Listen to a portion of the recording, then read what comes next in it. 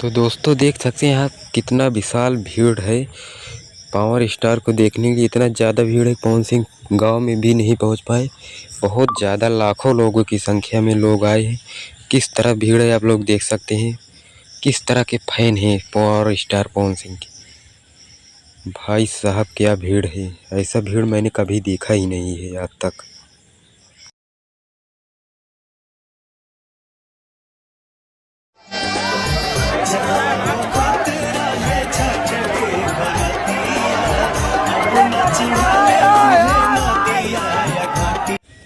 अगर कोई सीखे पावर स्टार क्या होता है वो पवन सिंह से सीखे। भाई साहब क्या भीड़ है, इतना भीड़ आज तक कोई देखा ही नहीं होगा। आप लोग देख सकते हैं कि चक्का जाम कर दिए, वह जाने की नहीं पा रहे हैं पवन सिंह आगे, क्या करें। और हाँ दोस्तों, आप लोगों को बता दूं पवन सिंह अभी अभी आरा के जौहनिया गाँव में पहुँचे हैं। आप लोग देख सकते हैं किस तरह से भीड़ लगी है। चक्का जाम कर दिए, पवन सिंह निकल नहीं पा रहे हैं बाहर, इतना ज़्यादा फैन है इनके। आप लोग देख सकते हैं मदद करते हुए आ चुके हैं पवन स्टार पवन सिंह आरा के।